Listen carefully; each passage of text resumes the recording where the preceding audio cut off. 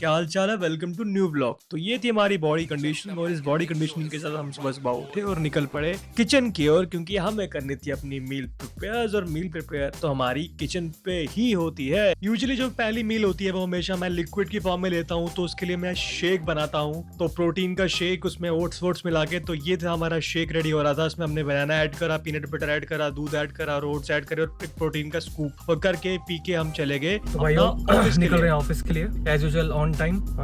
आजकल थोड़ा जल्दी उठ रहा हूँ 15-20 मिनट, क्योंकि वो जो 1-2 दिन मैं लेट हुआ था तो उसकी वजह से मुझे लगा था शायद मेरे बाकी के शेड्यूल हैम्पर हो जाएंगे। बाकी अभी ऑफिस के लिए जाना है। लाइफ थोड़ी ट्रैक पे वापस लाने की कोशिश कर रहे हैं हम। डेली व्लॉग्स डाल रहे हैं, डेली वीडियोस डाल रहे हैं। बट एक चैलेंज इसमें जरूर आता है कि जब आप इतनी सारी चीजें करते हैं तो कोई ना कोई ऐसा एक पार्ट रह जाता है जहाँ पर आप कंप्लीट से फोकस नहीं कर पाते। फिर जरूरी नहीं है कि आपका ये ऐसा भी हो सकता है कि आप जिसमें सबसे ज़्यादा स्ट्रॉन्ग हो, जैसे इंस्टाग्राम पे सबसे ज़्यादा स्ट्रॉन्ग हो, तो वहाँ पे ही कुछ रख दो आप। तो ऑब्वियसली वो चीज़ मैं इंप्रूवमेंट कर रहा हूँ धीरे धीरे, वो भी कर रहा हूँ। संडे को ऊपर शूट कर लिया, बट धीरे धीरे आने वाले टाइम में चीज़ें सॉर्ट होंगी। अपने को ही आत्म मंथन करना पड़ेगा कि क्या चीज़ें सही हो रही है, क्या चीज़ें खराब हो रही है। बिकॉज लाइफ में बैलेंस बनाना जितना आसान लगता है सुनने वर्ड, उतना ईजी नहीं होता। तो घर से बाहर रह के मील्स खुद बनाना, आपको वर्क शेड्यूल फॉलो करना, आप 2 घंटे की जॉब करनी, उन सब में इन चीज़ों के लिए टाइम निकलना डिफिकल्ट होता है। आपको लगता होगा मैं रोना करता रहता हूँ। ट्रस्ट में अगर जिंदगी में ये चीज़ आ गई ना तो कुछ भी कर सकते हो, कुछ भी। मतलब अभी ऑब्वियसली मैरिज के बाद क्या होगा कह नहीं सकते कुछ, बट अभी तक का फिलहाल यही शेड्यूल है, मैनेज करके चल रहे हैं। इतना सब मैनेज कर लिया है, वो भी हो जाएगा। बाकी फिलहाल अभी ज्यादा ना बातें करते हुए चलता हूँ, ऑफिस करते हैं अपने सारे आज के टास्क पूरे। तो मेरे दोस्तों,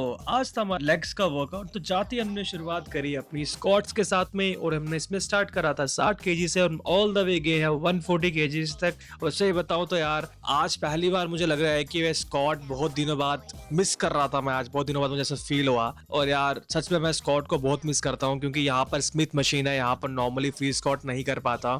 और मुझे लगता है उसकी वजह से मेरा जो पीआर है वो भी गिर चुका है, क्योंकि जो फील आपको फ्री स्क्वाट में आता है वो आपको स्मिथ पे नहीं आ सकता। तो इसीलिए थोड़ा सा मैं स्क्वाट मारने में हिचकिचाता हूँ। मोस्टली आइसोलेशन मूवमेंट करता हूँ, सिंगल लेग ट्रेन करता हूँ, तो उसकी वजह से इतना कॉन्फिडेंस आज स्क्वाट में फिलहाल नहीं आया। बट ऐसा भी नहीं है कि हमने लगाया नहीं, कॉन्फिडेंटली जितने भी हमने लगाए इतने 5 से 6 रैप मिनिमम हमने हर वेट में टारगेट करे। बट 140 में हमने 2 या 3 रैप मार के छोड़ दिया।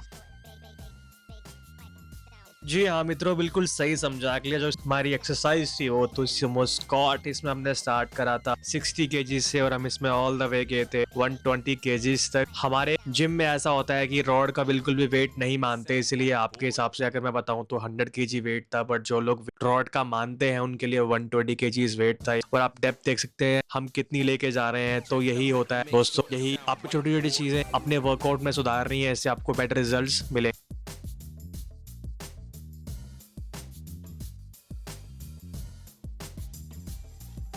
जी हाँ, नेक्स्ट के हमने लगाई लेग प्रेस पे हैम्स के लिए, जिसपे कि मेरी पोजीशन थोड़ी सी टो की बाहर की तरफ थी ताकि वो प्रॉपर मेरे हैम्स पे आ पाए। तो इसमें हमने ये स्ट्रेटेजी अपनाई कि पहले सिंगल लेग से करेंगे, फिर उसके बाद डबल लेग ट्रेन करेंगे। तो इसमें मैटर ये करता है कि आप कितनी डेप्थ स्क्वाट कर पा रहे हो लेग प्रेस मशीन से, मतलब आप कितनी रेंज लेके जा रहे हो, प्लस आप कितना फील करके लगा रहे हो, आपका मसल मैग्नेशन कितना बन रहा है और आपका मसल कितना इन्वॉल्व हो रहा है। तो ऑब्वियसली अगर मसल मैग्नेशन बनेगा तो आपका मसल जरूर इन्वॉल्व होगा। तो हमने इसके लगाए थे 4 सेट और ये करके भाई बढ़िया पंप आ गया था। मेरे को तो चक्कर आना भी शुरू हो गए थे बीच में।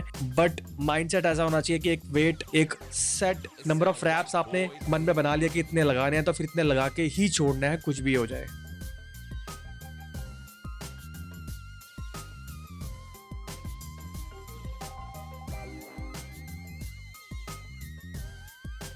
जी हाँ दोस्तों, नेक्स्ट एक्सरसाइज हमने जो लगाई हैमस्ट्रिंग कर्ल्स, जो कि हमने मशीन पे लगाई। हमने अपने थाई को फिक्स कर लिया, उसके बाद सिर्फ लोअर लेग की मूवमेंट से हम पूरा अपने हैम्स को स्क्वीज कर रहे थे। इसमें हमने 15 से 16 रेपिटेशन लगाए और पूरा फील करके लगाया और जितनी रेंज हो सकती थी पूरी लेके गए। इसके बाद हमारा हैम बहुत ही तगड़ा पंप हो गया था। इसके हमने लगाए 4 सेट और करके कर दी हमने लेग्स की एक्सरसाइज खत्म। लेग्स की गेम खत्म मतलब इसका बिल्कुल भी नहीं है कि मैंने काफ्स नहीं करे। ऑब्वियसली काफ्स भी हमने ट्रेन करे, उसके लगाए हमने 4 सेट और थोड़ी सी कर ली कार्डियो, जो कि हम अपने